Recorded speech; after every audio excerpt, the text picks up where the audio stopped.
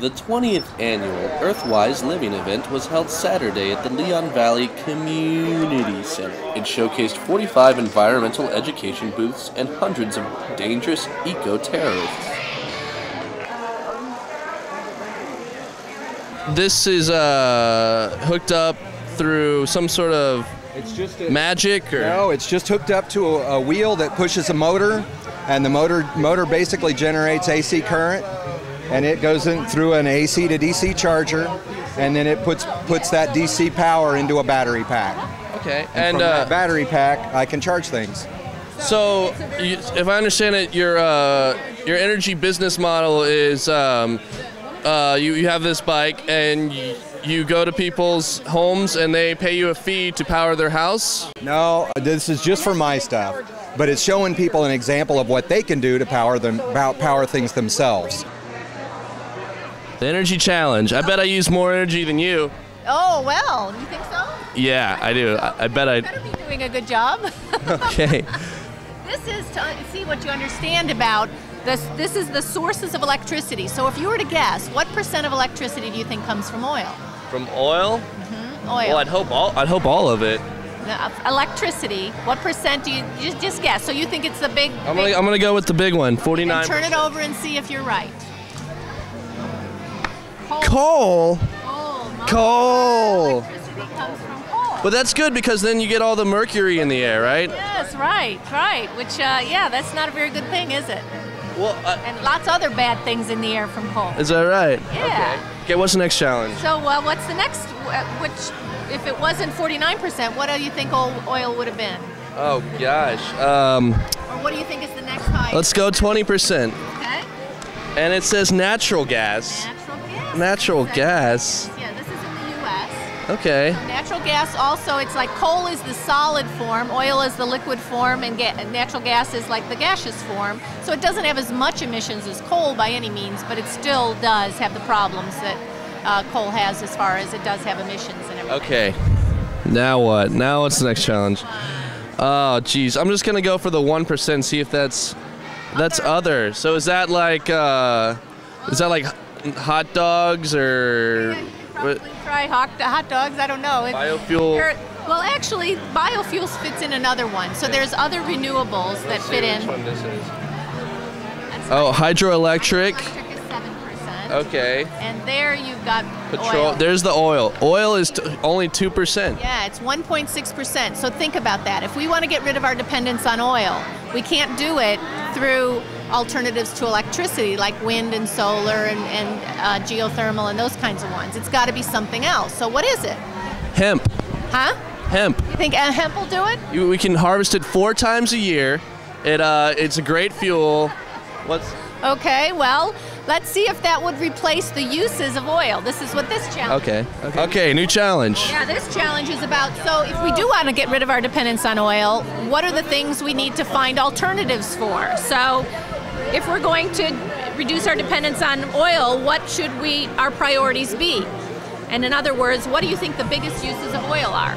Biggest uses of oil. Okay, I'm gonna say Domino's Pizza. And 45%. Motor oil. Yeah, they probably deliver with motor gas. They sure do. Yep. Okay. So motor gas. Yeah. Our gasoline, biggest oil is my 10 Escalades outside. Yeah, that uses a lot of oil. So if we're going to get rid of our dependence on oil, we have to find alternative fuels. Or actually, I feel strongly that you don't want to just look for alternative fuels. It's transportation solutions, because you've got the roads, for instance, the vehicles, and the fuel. Yeah. Or if it's public transport, you've got the rails, the vehicle, and the fuels. I mean, you've got to have a complete transportation solution.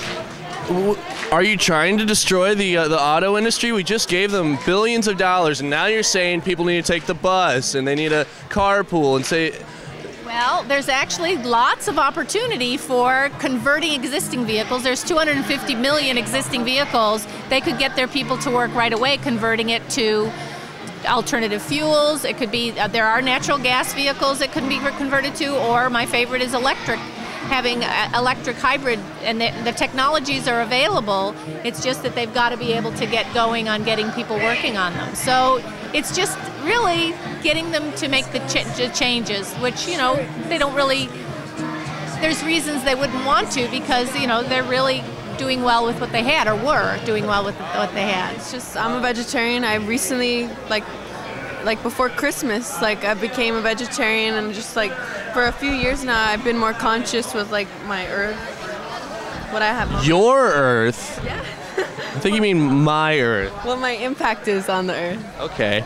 So, how does eating meat impact the earth? Well, because like when they like raise cows specifically for like eating, like they have to transport them and the gas, and just it's just not good. But they don't have to do that for soy products? No. No. And I imagine there's also health concerns, antibiotics and hormones they put in meat. So what is an alternative diet that an average American who eats 20 hamburgers a week and macaroni and cheese for breakfast and brushes their teeth with soda, how do they get away from meat and eat healthy? Like, is there a guide or something? No, I think the first step would be to like at least look for organic things, and then I guess just slowly like start. That's how I did it. Like for 2 years before I became a vegetarian, I didn't eat like beef, and then I just like slowly became a vegetarian. There are many problems facing our ecosystem, and the answers to these are not always clear.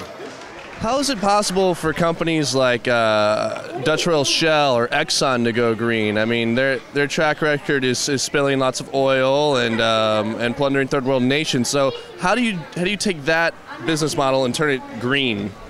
Okay, hey, I came out here in a bus today. This afternoon I'm going down to Mitchell Lake. I'm going on my bike. So, I mean, I have a truck, and I do use it occasionally, but there are options. There are options. People just need to look around and try it.